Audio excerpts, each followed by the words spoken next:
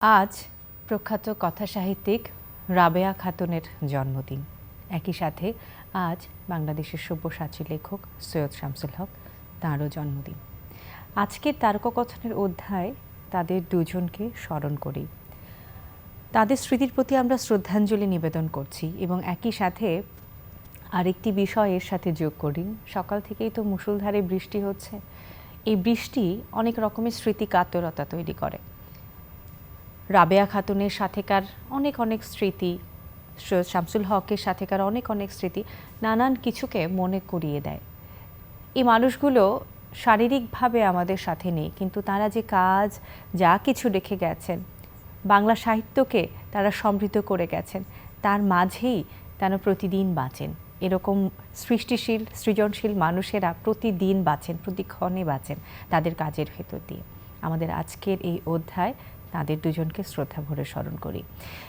স্মৃতিকাতরতার কথা এ কারণে বলছিলাম শুরুতেই, কেননা অনেক অনেক শিল্পী, অনেক কলাকুশলী, অনেক মানুষ তাদের স্নেহধন্য হয়েছে। তাদের মধ্যে খুব বিশেষ একজন আমাদের আজকের তারকাকথনের আয়োজনে, অভিনেতা চিত্রনায়ক রিয়াজ ভাই। আমন্ত্রণ আপনাকে আমাদের আজকের এই আয়োজনে। এবং যে কথা আমি শুরুতে দর্শকের সাথে শেয়ার করছিলাম, যে অনেক রকমের স্মৃতি, অনেক কাজ তো রয়েছেই, তার সাথে সাথে নানান রকমের স্মৃতি রয়েছে আপনার। তো শুরুতে কীভাবে স্মরণ করবেন? ধন্যবাদ সাথী আপনাকে। আমি প্রথমেই কৃতজ্ঞতা জানাবো এবং ধন্যবাদ জানাবো যে এই দুজন মহান সাহিত্যিকের এই স্মৃতিচারণে আমাকে দাওয়াত দেওয়ার জন্য।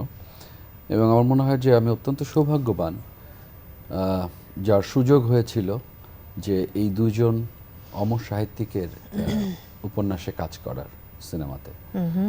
তো যেমন আজকে খুব অদ্ভুতভাবে আমাদের সৈয়দ শামসুল হক ভাই এবং রাবেয়া খাতুন আন্টির জন্মদিন, এবং খুব অদ্ভুতভাবে তাদের দুজনের জন্মদিন কিন্তু একই দিনে, 1935 সালের এই আজকের দিনটা 27 ডিসেম্বর, দুজনের একই সাথে জন্ম। এবং আরেকটি বিষয় আমি অ্যাড করি, এই যে জন্মদিন উদযাপনের বিষয়টা, এটাও কিন্তু দুজনের একসাথে হতো, একত্রে। সো খুবই ইন্টারেস্টিং। তো যেমন হক ভাইয়ের কথা মনে পড়লে আমার কাছে মনে হয় যে একজন চিরতরুণ মানুষ, একদম মানে উনি যখন দাঁড়াতেন, হাঁটতেন, কথা বলতেন, মানে তারুণ্য যেন 70 বছর বা 60 বছর বয়সেও ওনার মধ্যে জল করতো, অদ্ভুত। এবং ওনার লেখা সম্পর্কে তো আসলে বলার কিছু নেই। আমি সৌভাগ্যবান, শামসুল হক ভাইয়ের একটি উপন্যাসে কাজ করার সুযোগ আমার হয়েছিল, একজন সঙ্গে ছিল। আমি সেই প্রসঙ্গে যাব, অনেক কিছু আমার আজকের দিনে জানতে চাওয়া রয়েছে, কিন্তু তার আগে আমাদের একবার রাবেয়া খালাম্মা তারকাকথনের আয়োজনে এসেছিলেন, অনেক আগের কথা।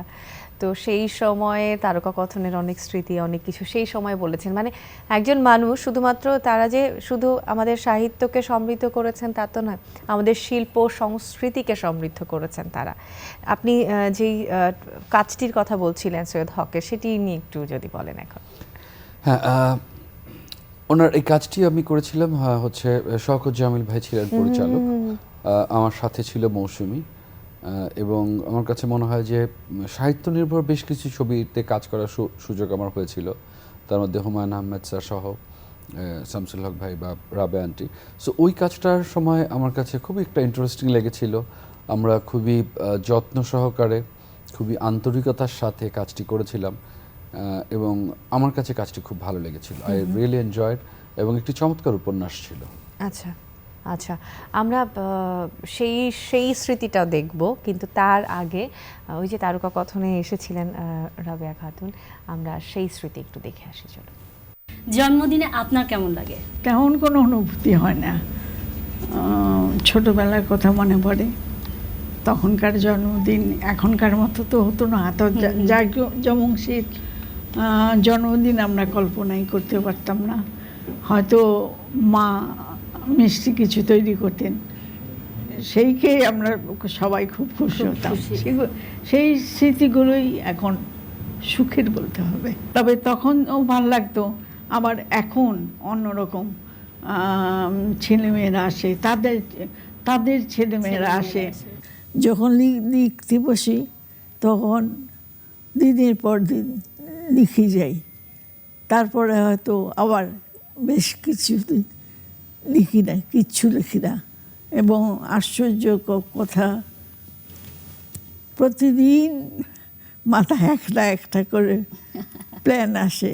আচ্ছা, প্রত্যেক দিন ভাবি যে সকালে উঠে লিখতে বসবো। সকালে উঠে সেই এনার্জি আর থাকে না। কেন থাকে না এটা আমার রহস্যের মতো। সাধারণত আমি যা লিখতে চাইতাম অতীতে, কলম নিয়ে বসছি, বেশিরভাগ সময় লেখা আপনা থেকে এগিয়ে যেত। এখন আগের মতো হচ্ছে না। প্রথমে বলবো ধৈর্যশীল হতে, ধৈর্যশীল এবং মানবতার কথা মাথায় রাখতে। দিন দিন আগের দিনের তুলনায় কিংবা 20 বছর আগে ও এই দেশে যা ছিল এখন সেরকম নেই। ভালো মানসিকতার অধিকারী হোক তারা, ভালো চিন্তার অধিকারী হোক, এইসব।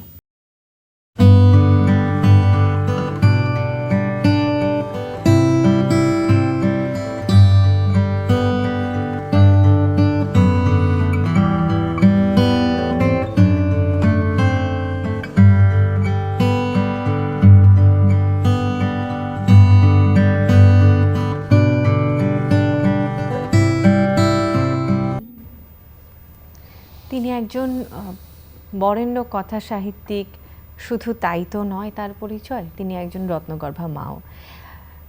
চ্যানেল আইয়ের ব্যবস্থাপনা পরিচালক ফরিদুর রেজা সাগর, বিশিষ্ট রন্ধনশিল্পী কেকা ফেরদৌসি, ফরহাদুর রেজা প্রবাল এবং কাকলি, 4 যোগ্য সন্তান যারা নিজ নিজ অবস্থানে সুপ্রতিষ্ঠিত।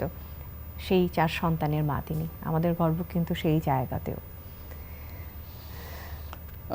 আমি খুবই স্মৃতিকাতর হয়ে পড়ছি আজকে তার জন্মদিনে শ্রদ্ধাঞ্জলি নিবেদন করছি। আমার কাছে রাবেয়া আন্টির সাথে আমি বেশ কিছু সময় কাটানোর আমার সুযোগ হয়েছে।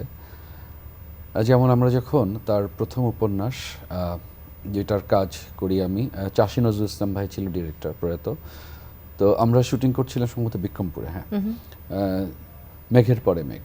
আমার ওখানে দ্বৈত চরিত্র ছিল, সেজান মাহমুদ আর একটা ছিল বোধহয়, একটা নাম ভুলে গেছি আমি।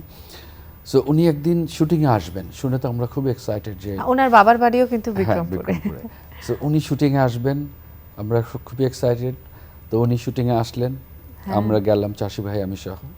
তো দেখলাম যে একটি হাত গাড়ি থেকে বের হয়ে বললে আমাকে ধরো, খুবই মানে কি বলবো, একদম নিয়ে যে আমাকে ধরো, অধিকার নিয়ে। তুমি তাড়াতাড়ি হাতটা ধরলাম, আন্টি গাড়ি থেকে নামলেন। তো আমাদের শুটিং স্পটটা ছিল বেশ কিছু দূরে, হেঁটে যেতে হয় গ্রামের রাস্তা, ধান ক্ষেতের আইলের উপর। সো আমি বললাম আন্টি আপনি কিভাবে যাবেন, এখানে তো অনেক কষ্ট হবে, কাদা। কয় না আমি যেতে পারবো, আমি যাব। এবং সেই হাত ধরে আমরা প্রায় 1 কিলোমিটারের মতো হেঁটে উনি সেই ধান ক্ষেতের মধ্যে দিয়ে বিভিন্ন জায়গা দিয়ে একটা দুর্গম মানে গ্রামের মধ্যে ওখানে ওই অবস্থায় হেঁটে এবং শক্ত করে আমার হাত ধরে রাখলেন। এবং আমার কাছে মনে হলো যে এটি আমার মায়ের হাত আসলে।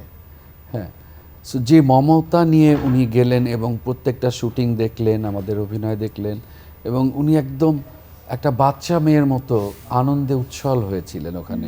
উনি ছবি তুললেন আমাদের সবার সাথে, এবং মানে এই স্মৃতিটার কথা আমি কখনোই ভুলব না। এরপরে উনি প্রায় আসতেন আমাদের ওই শুটিংয়ে। এবং যেটা হলো সবচেয়ে আমার জীবনের একটা খুব বড় ব্যাপার, উনি এই বইটার একটা প্রচ্ছদ আমাকে উৎসর্গ করলেন আমার ছবি দিয়ে। হ্যাঁ, এবং যেটা আমার জন্য আসলে অনেক পরম একটি পাওয়া ছিল, ওনার মতো একজন সাহিত্যিক।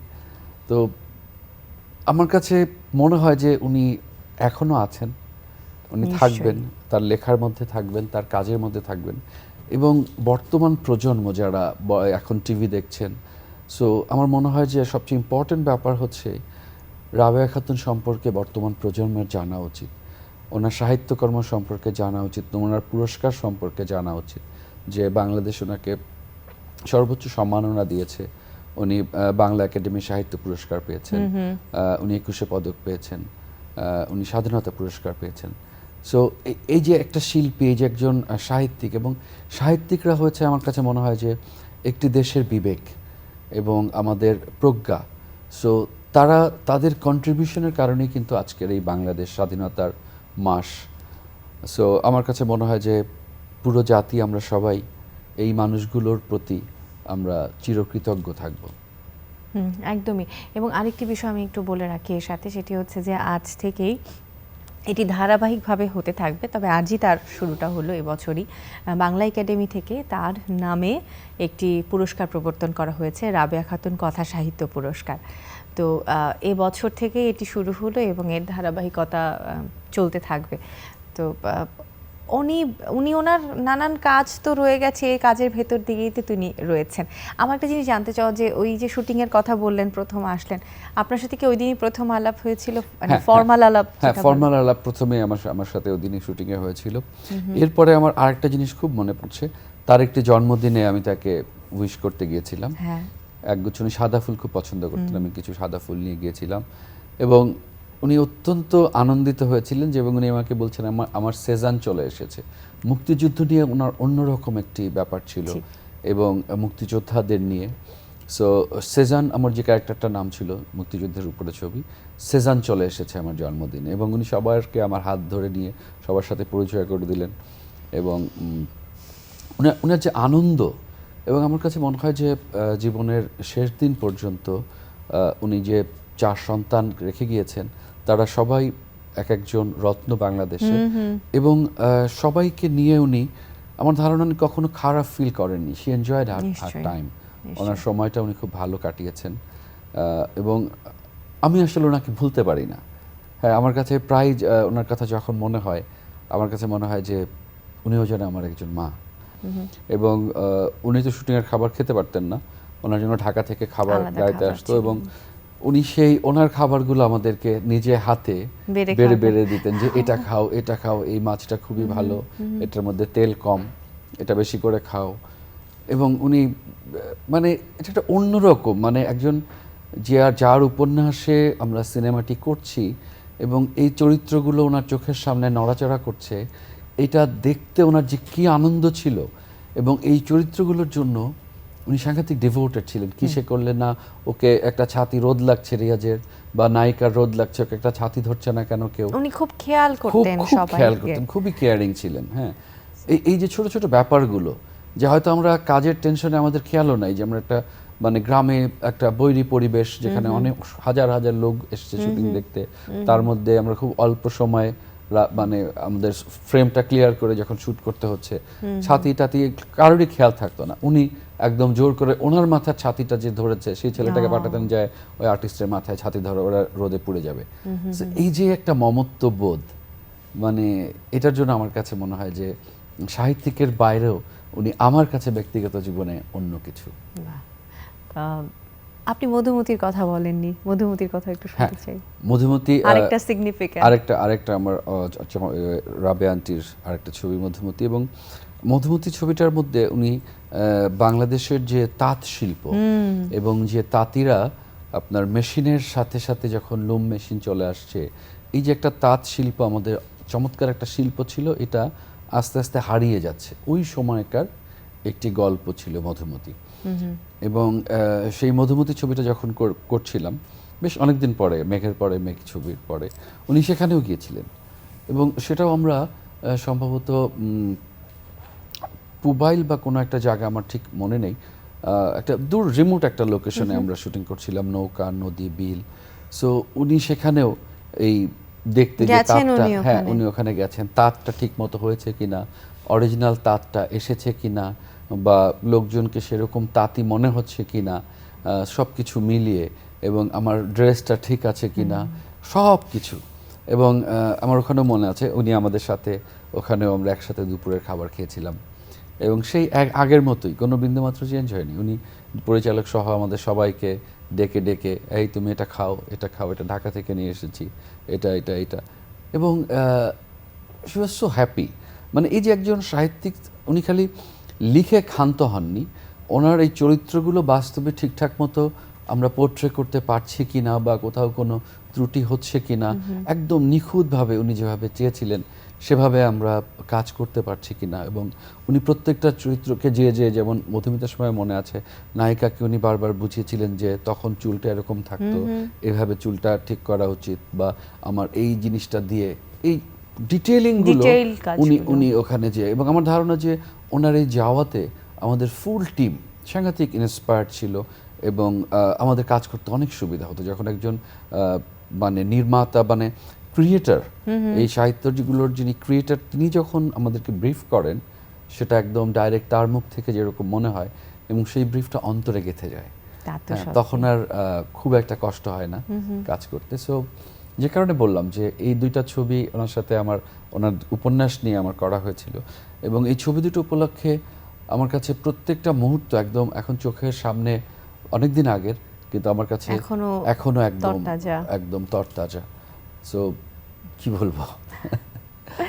আপনি যখন কথা বলছিলেন এই মধুমতি নিয়ে, আমরা গানের একটু অংশ দর্শককেও দেখাচ্ছিলাম। হয় কি গল্পগুলোর সাথে এত বেশি রিলেট করে স্মৃতিগুলো বা সিনেমা মেকিংটা, এটা আসলে মানে গেঁথে থাকি।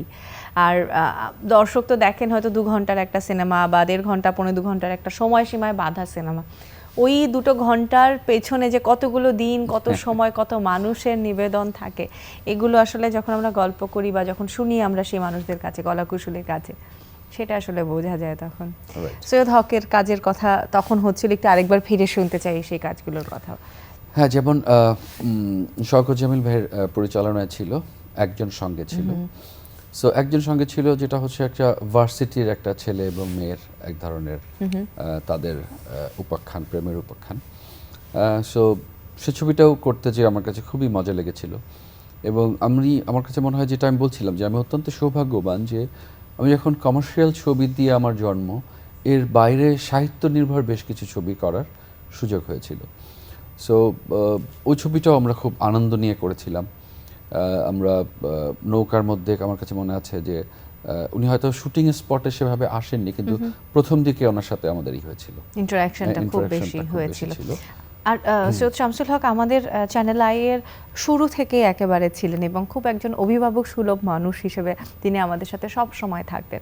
যে কোনো আয়োজন, যে কোনো কিছুতে তাকে আমরা পেয়েছি। তারকা কথনে তিনি এসেছিলেন একবার, তো সেই স্মৃতি এখনো আমাদের কাছে অমলিন হয়ে আছে। সেখান থেকে একটু অংশ দেখে নেব এবারে, চলুন। আমি জন্মেছি বাংলায়, আমি বাংলায় কথা বলি, আমি বাংলার আলপথ দিয়ে 1000 বছর চলি, চলি পলি মাটি কোমলে আমার চলার চিহ্ন ফেলে, 13শত নদী সুধায় আমাকে, কোথা থেকে তুমি এলে। আমার জন্মের পর দ্বিতীয় মহাযুদ্ধ থেকে শুরু করে আজকের দিন পর্যন্ত কত নাটকীয় ঘটনা ঘটেছে ইতিহাসে। সমস্ত কিছুই কোনো না কোনোভাবে আমার ভেতরে ছায়া ফেলে গেছে। আবার ব্যক্তিগত পর্যায়ে মানুষকে দেখা, আমার সংসারে, আমার সেই জন্মের শহর কুড়িগ্রামে, তারপরে আমার বেড়ে ওঠার শহর এই ঢাকাতে, যা কিছুই দেখেছি, যাদের সঙ্গে মিশেছি, সমস্ত কিছুর অভিভাব, সমস্ত কিছুর ছায়া তো ভেতরে তো কাজ করে। শুধু আমার কেন, সব মানুষেরই এটা হয়। আমার বেলায় হয়তো বিশেষ এই যে আমি সেই অনুরণনকে আমি অক্ষরে ধরতে পারি, কবিতায় প্রকাশ করতে পারছি, গল্পে, উপন্যাসে, নাটকে আনতে পারছি।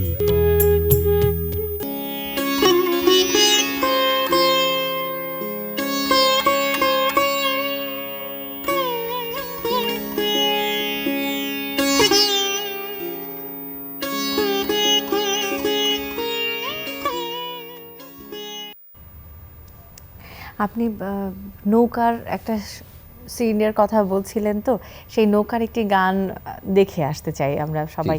মৌসুমী আপুর সাথে আপনার অনেক অনেক কাজ রয়েছে, কত কাজের মোটামুটি ভালোই এক্সপিরিয়েন্স। ফিরে এসে আবার এরকম একটা কাজের সাথে সম্পৃক্ত হওয়া, এবং পরবর্তী সময় সৈয়দ হকের সাথেও নিশ্চয়ই আপনার অনেক আলাপ হয়েছে। ওনার রিয়াকশন একটু জানতে চাই আপনার এইটা দেখার পরে।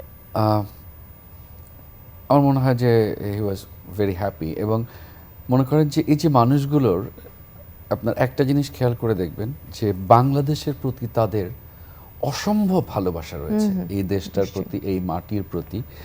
সো এই জায়গা থেকেই আমার কাছে মনে হয় যে এই ওনার একটা কাজ যখন আমরা করছি, উনি যখন এটা দেখছেন যে তার একটু উপন্যাসের চরিত্রগুলো লাইভে সেলুলয়েডে নড়াচড়া করছে, কথা বলছে, গান করছে, আমার কাছে মনে হয় যে একজন সাহিত্যিকের জন্য এটা একটা অনেক বড় একটা মানে প্রাপ্তি।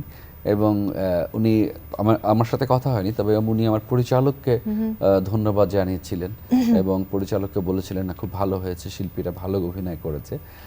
এবং আমার কাছে মনে হয় যে এই দেশপ্রেমটা খুব ইম্পর্টেন্ট। মানে মানুষের আপনি দেখবেন রাবেয়া আন্টির কথাতেও যেটা এসছে, বা শামসুল হকের কথাতেও যেটা এসছে, সৈয়দ শামসুল হক ভাইয়ের কথাতে, যে এই দেশের কথা, এই দেশের মেঠোপথের কথা, 1300 নদীর কথা। হ্যাঁ, সো আমার কাছে আমরা এখন হয়তো আমাদের দেশটাকে সেভাবে ফিল করতে পারি কিনা জানি না। আমাদের নতুন প্রজন্ম যারা আছে, যারা হয়তো ঠিকমতো খেলার মাঠ পায় না, কম্পিউটার গেম বা মোবাইল গেমসে খেলতে খেলতে বড় হয়, সো তারা হয়তো মেঠোপথ দেখেনি, ধান ক্ষেত দেখেনি, বা গ্রামের নদী দেখেনি। সো আমার কাছে মনে হয় যে ওই নদীগুলোর যে সৌন্দর্য, তার যে একটা মায়া, একদম মাটির যে একটা গন্ধ আছে, সেই গন্ধ হয়তো তারা পায়নি। কিন্তু নতুন প্রজন্মকেও আমি বলবো যে এইসব সাহিত্যিকরা, এই প্রথিতযশা এইসব সাহিত্যিকরা দেশপ্রেমে সাংঘাতিকভাবে উদ্বুদ্ধ করেন তাদের লেখার মধ্যে দিয়ে। হ্যাঁ, সো দেশটাকে ভালোবাসলে আমার কাছে মনে হয় যে আমাদের বাংলাদেশের যে জন্ম হয়েছে, আমরা এই যে বিজয়ের মাসে কথা বলছি বসে, সো এটার বাংলাদেশ চিরজীবী হবে। এবং এইসব সাহিত্যিকরাও তাদের যা কর্মজীবনে যা কাজ করেছেন, যাদের জন্য সাহিত্য লিখেছেন, সো তাদের পারপাসটা সার্ভ করা হবে। নিশ্চয়ই নিশ্চয়ই। আচ্ছা, আপনি কিন্তু এতক্ষণ কথা বললেন একজন রাবেয়া খাতুন কিংবা একজন সৈয়দ হকের চরিত্র হিসেবে, হ্যাঁ, সেইগুলো নিয়ে ব্যাখ্যা করেছেন। যদি এবারে আমি জিজ্ঞেস করি আপনাকে যে আপনার চোখে একজন রাবেয়া খাতুন কিংবা একজন সৈয়দ শামসুল হক। আমি তো বললাম যে শামসুল হক ভাইয়ের কথা যখনই মনে হয়, আমার কাছে মনে হয় যে একদম বলিষ্ঠ একজন মানুষ, যিনি চিরতরুণ, কথায় কবিতা তৈরি হয়, যার কথায় প্রত্যেকটা কথায় একটা ছন্দ থাকে, এবং উনি ওনার মনের ভাবকে অক্ষর দিয়ে খুব চমৎকারভাবে প্রকাশ করতে পারেন, এরকম একজন মানুষ, এবং দেশকে, মাটিকে অসম্ভব ভালোবাসেন। আর রাবেয়া আন্টির কথা যদি বলি, আমার কাছে মনে হয় যে সাহিত্যিক তো অবশ্যই উনি, তার বাইরে একজন অত্যন্ত মমতাময়ী মা, অত্যন্ত কেয়ারিং একজন মা, যার কাছে আমার কাছে মনে হয় যে বাংলাদেশের 18 কোটি মানুষই তার সন্তান আসলে। এবং খালি আমার ক্ষেত্রে না, আমি যাদের সাথে কথা বলেছি তাদের প্রত্যেকের রাবেয়া আন্টি সম্পর্কে অনুভূতিটা এরকম যে উনি একদম মায়ের অধিকার নিয়ে সবার সাথে কথা বলেন। সো এই যে সার্বজনীন মা হতে পারা, এটা আমার কাছে মনে হয় যে অনেক রেয়ার একটা কোয়ালিটি। এবং আমি এর সাথে আরেকটু অ্যাড করি, তা হলো যে একজন রাবেয়া খাতুন মা মানেই তো কেয়ার, মা মানেই তো সব দিকে খেয়াল রেখে কোনো একটা কিছু চোখের বাইরে যাবে না, এরকম। একই সাথে সাথে উনি ওনার প্রত্যেকটা লেখার ভেতর দিয়ে বাংলাদেশের প্রত্যেক মানুষের ঘরের ভেতরে গিয়ে পৌঁছেছেন।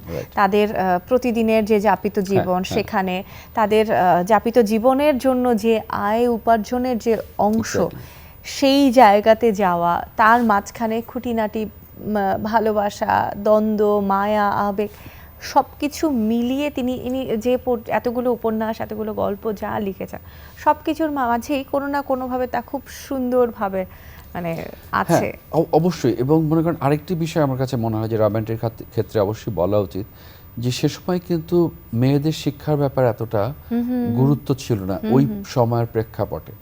সো তারপরেও উনি আপনার জহির রায়হান ভাইয়ের সাথে কাজ করেছেন, উনি তখন সিনেমা পত্রিকার সাথে কাজ করেছেন, এবং মনে করেন যে আস্তে আস্তে তার সাহিত্যকর্ম শুরু করেছেন। সো এই যে তার পারিবারিক যে ব্যাপারটা ছিল, যে ওই সময় উদারপন্থী, বা তার পরিবার চেয়েছিল উনি লেখাপড়া করুক, সেই প্রেক্ষাপটে কিন্তু এরকম পরিবার খুব রেয়ার ছিল। ঠিক ঠিক ঠিক। আজকের এই দিনটাতে আমরা রাবেয়া খাতুনের অনেক অনেক স্মৃতির কথা বলছি, তার কাজ, তার স্মৃতি, নানান কিছু দিয়ে। আমি কথাটা এটি শুরুতে বলছিলাম যে মানুষের জীবনটা আসলে মানে এরকম যে জন্ম এবং মৃত্যু এর সুতোয় বাঁধা, ধ্রুব সত্য, এর বাইরে আসলে কোনো কিছু নয়। এবং এই ধ্রুব সত্যর মাঝখানে একজন মানুষের যে যাপিত জীবন, সেই জীবনে তিনি যা যা করে যাচ্ছেন, যা যা রেখে যাচ্ছেন, সেটাই আসলে স্মৃতি হয়ে থাকে, এবং সেটাই আসলে উদযাপনের বিষয়। সারা বছর কোনো না কোনোভাবে আমরা রাবেয়া খাতুনকে স্মরণ করছি, শ্রদ্ধা জানাচ্ছি, কিন্তু যখন তার এই বিশেষ দিনটি আসছে, সেই সময়টাতে তাকে মনে করার জায়গাটা অতিমাত্রা গাঢ় হয়ে যায়। কেননা সারা বছর যাকে ভালোবাসি তার জন্য তার একটি দিনে তার প্রতি ভালোবাসা অগাধ হবে, একটু বাড়বে, তার প্রতি মায়া বা তার স্মৃতিগুলো বারবার করে মনে পড়বে, সেটাই খুব স্বাভাবিক। কিন্তু এই মানুষগুলো প্রতিনিয়ত বাঁচেন, সেটাই সব থেকে বড় কথা। অনেক ধন্যবাদ রিয়াজ ভাই আপনাকে, আপনি খুব ভালো থাকেন। আজকে দিনে আসবার জন্য অনেক ধন্যবাদ। প্রিয় দর্শক, আমরা চ্যানেল আই পরিবার আবারও প্রখ্যাত কথাসাহিত্যিক রাবেয়া খাতুন এবং সব্যসাচী লেখক সৈয়দ হকের স্মৃতির প্রতি শ্রদ্ধাঞ্জলি নিবেদন করছি।